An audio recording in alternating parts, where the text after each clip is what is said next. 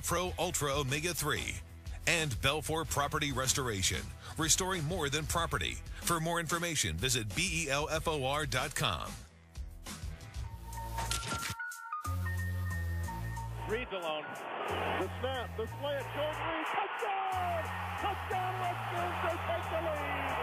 I cannot believe if you're Tampa Bay, you leave Jordan Reed alone with man-to-man coverage outside. Beat you again on another slant. Take the lead with 24 seconds to go. You like that? You like that? I love Fired Up, Kirk, and so does our guest, wide receiver for the Washington Redskins. In his 8th year in the NFL in 2013, he broke the Redskins' all-time franchise record for receptions in a single season with 113 catches. We welcome to the desk Pierre Garcon. You were feeling that after that comeback win, seeing your quarterback go nuts. I like it. I like it a lot. Yeah, thank you so much for being here with us. We appreciate it. I like you representing Haiti there. Thank you. And making time on your bye week. But let's just get right into it, okay? Yes. How are your Redskins going to finish? You know, right now we're heading in the right direction. We're happy about, you know, the last two-minute drives that we had in this season, but we have to play 60 minutes. But we're on the right path to, you know, to keep getting better. Okay, I'll let the guys get in.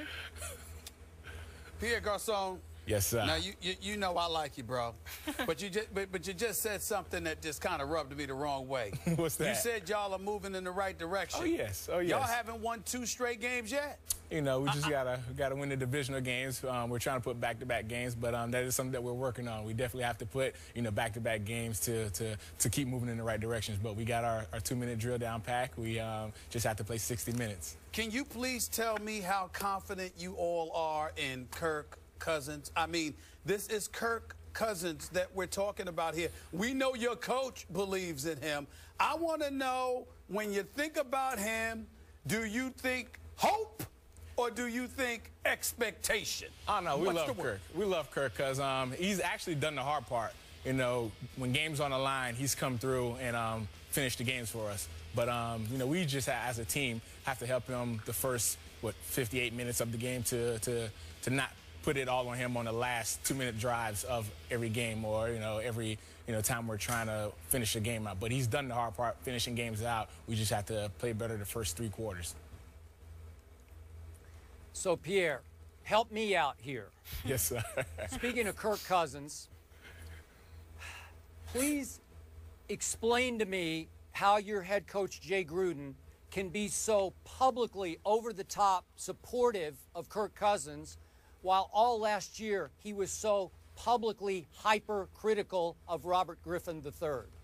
We got to support who's ever our quarterback. You know, I don't think it was critical of Robert. It's things that we just need to fix, things we need to work on, and, you know, you just got to continue to work on those things and make them better. But it's not, you know, publicly criticize them or going against them. It's just something we got to work on. It all depends on how you look at things and how you take things in. But if the coach say I need to do something better to the public, you know, I just need to do it better as a player, and I need to fix it and do what he wants, because he's the coach and he's going to guide us to where we need to be.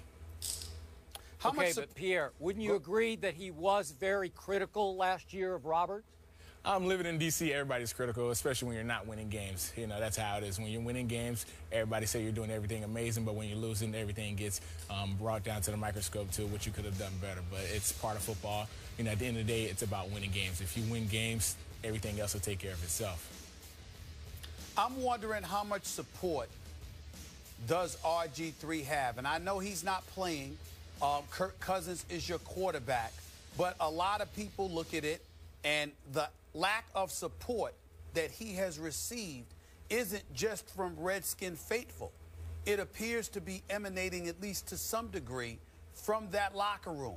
How legitimate is that? Because it's been talked about in D.C. and beyond the nation's capital as well, about teammates not supporting RG3. Talk to me about that. I wouldn't agree on that at all, because in the locker room, there's always players that goes through things. You always support your guys. There's one moment you're going to be up, one moment you're going to be down.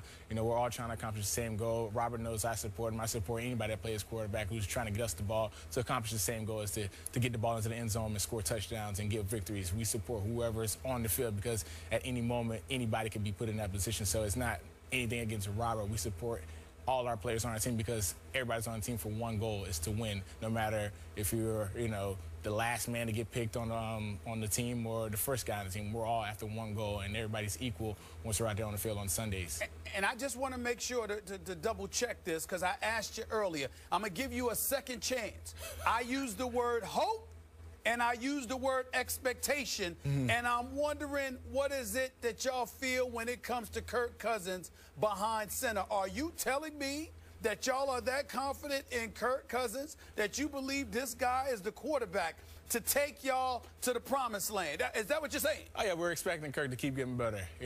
Like I said, he's done the hard part by getting us through games in the 2-minute drills. We're definitely expecting us now to do better in the first 3 quarters of the game. We're just expecting them to keep getting better and better. And that's what happens when you have experience. Kirk is experienced now. He has a little bit more games under his belt, and he's learning every day and trying to continue to get better every day. And we expect him to continue to get better. Does that mean you're expecting him to win? Oh, of course. Of course. When you go out there, you play to win. You're not going out there just to run the clock. You're expected to win. You're expected to do well. And as a professional, that's what you expect for yourself and expect from your teammates, because that's why we're in this league. All right. Okay. So Pierre. Yes, sir. If Kirk Cousins is going to actually get better and better, how much do you believe that Robert deserves a shot starting over with another team? Would you like to see that happen for his sake? It's hard to say if you want him to start over with another team. Robert, was the quarterback of the Redskins. He came into D.C. Sometimes, things don't work out well, but Robert is still working hard after practice, during practice, and still trying to be prepared for whenever his number is called. You never know what's going to happen, but he's still working hard to be prepared for if anything happens, that he's available to keep the ball rolling and keep us going in the right direction. I know you're not the head coach, but I'm going to ask you this question anyway. How do you feel about the fact that y'all have got like the 21st ranked rushing attack? I think the combination of Alfred Morris with Matt Jones can be pretty formidable. I think that can make things considerably easier for Kirk Cousins, which could ultimately assist with him being even more effective. I don't mean to knock Kirk, because he has completed 68% of his passes, and he deserves a lot of credit for that, in all honesty. But I'm wondering, do you guys feel like you can and should run the football a little bit more than you've been doing, and that your rushing attack should be a little bit better? Oh, no, we've been known to rush the ball with Alfred and Matt Jones. Those guys do a very good job, but after a while, defenses are just bringing in 8 and 9 guys in the box, and no matter what game plan you do for a rushing attack, it's one man with the ball and 9 guys going after him. It's going to be hard to break all those tackles. We just have to be more of a threat in the passing game for them to respect our passing game and take guys out of the box, so we can continue to get Alfred and Matt to get those holes against those defenses. Well, let me finish. I got another one. Yes, sir. How satisfied? I'm sorry, I was giving Skip a chance to chime in there, but I appreciate the pause, so it allows me to ask this question. How satisfied are you with the number of touches that you're getting? I think you got about 37 receptions on this year. Could you be getting the football more, Pierre Garcon? Well, as a player, as a receiver, you never get enough balls, but it's about the team. It's not about myself and what I want personally. It's about winning games. I'm happy that we're winning games. I think we won more games than we won last year, or close to winning more games than we won last year. So we're moving in the right direction. But when I do get an opportunity to get the ball, I make sure everybody knows I'm giving it my all and getting as most yards as possible as I can. Skip, go ahead, because Pierre Garcon, boy, listen, man, he sounds like, he's in the nation's capital for a reason. Your answers are beautiful. You sound like a politician. I got to give it to you. I got to give it to you. You're in the right place, the nation's capital. You running for office. Skip, go ahead, man. Go ahead. Go ahead, Skip. Yeah.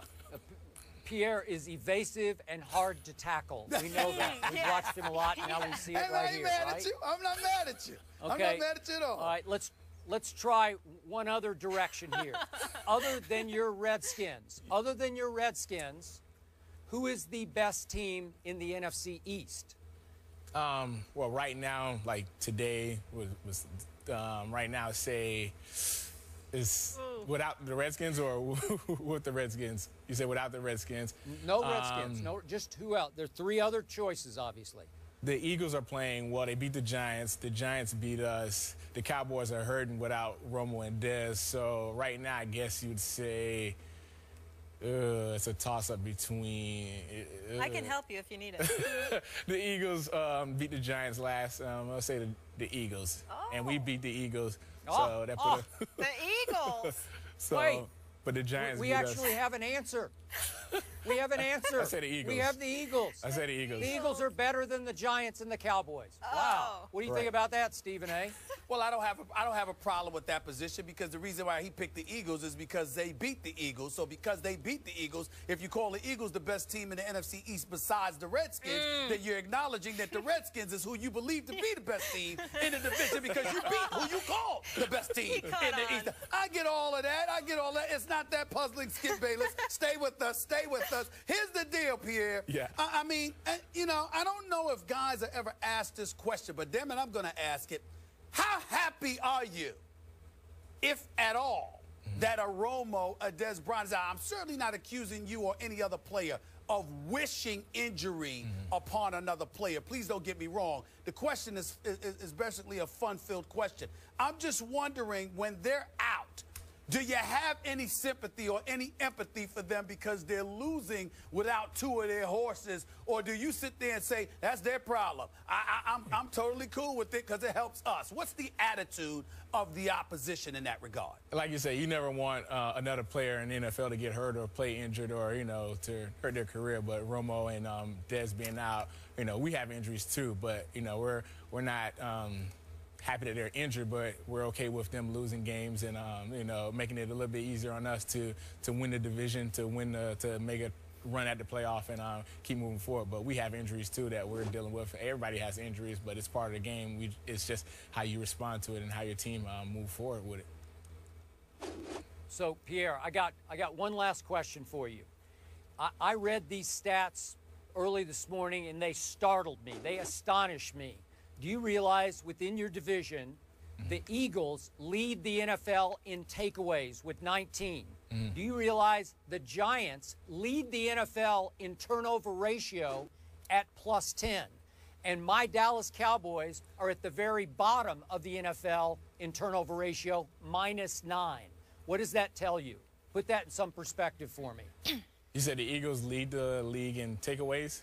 In takeaways, yeah, and the Giants lead in turnover ratio. They're a +10. And my Cowboys are dead last in the whole NFL, -9. I guess the Cowboys got to get some more takeaways. That's correct. Thank you very much. They haven't had one for 4 games. And, you know, 4 games, my Cowboys haven't. I'm sure if the offense helped them a little bit, the defense could be more aggressive. Not sure how else you can really look at it. You just need some takeaways on defense. All right. You're out of the crossfires for now. You did a good job with that. No diva receiver here, but thank you for catching that game winner against the Eagles. I appreciate that. You'll be back with us in just a bit in the show? Okay, up next. We head to the association. Back at the scene of the crime, Thabo Sefalusha explains why he's suing the city of New York. The guys will react after the break.